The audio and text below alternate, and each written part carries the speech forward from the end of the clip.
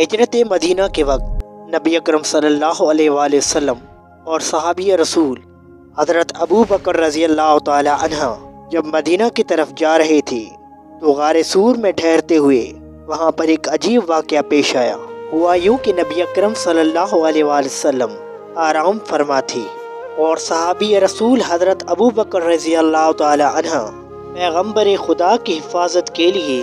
جاگ رہے تھے کہ اچانک صحابی رسول حضرت ابو بکر صدیق نے ایک سانپ کو بل سے نکلتے ہوئے دیکھا، لہٰذا آپ کو خطرہ محسوس ہوا کہ یہ سانپ کہیں اللہ کے نبی کو کوئی نقصان نہ پہنچائے، تو آپ نے جلدی سے اپنا پیر سانپ کے بل پر رکھ دیا تاکہ اللہ کے نبی سکون سے آرام فرمائیں اور ان کی نیند میں کوئی خلل نہ آئے۔ اس دوران سانپ کئی بار آپ کو ڈستا رہا لیکن آپ کسی صورت اپنا پیر ہٹانے کو تیار نہ تھے، لیکن درد کی شدت کی وجہ سے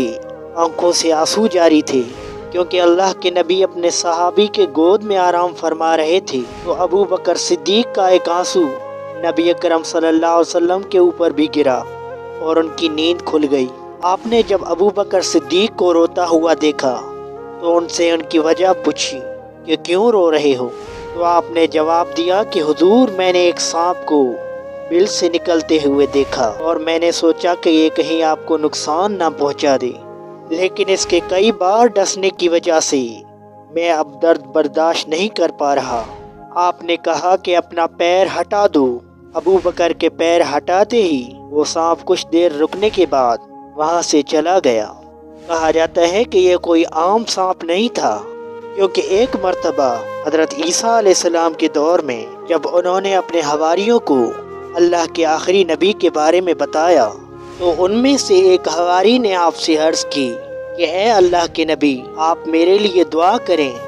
کہ کسی صورت میں اس آخری نبی کا دیدار کر سکوں۔ اس شخص کے بہت منت کرنے کے بعد اللہ کے نبی نے ان سے فرمایا کہ تم اس صورت میں تو اس آخری نبی کا دیدار نہیں کر سکتے، لہذا آپ نے اس شخص کے لیے اللہ پاک سے دعا کی اور آپ کی دعا کی برکت سے اسے انسان سے سانپ بنا دیا گیا، اور اس طرح اس نے نبی آخر الزمان حضرت محمد رسول اللہ صلی اللہ علیہ وسلم کا دیدار مبارک کیا۔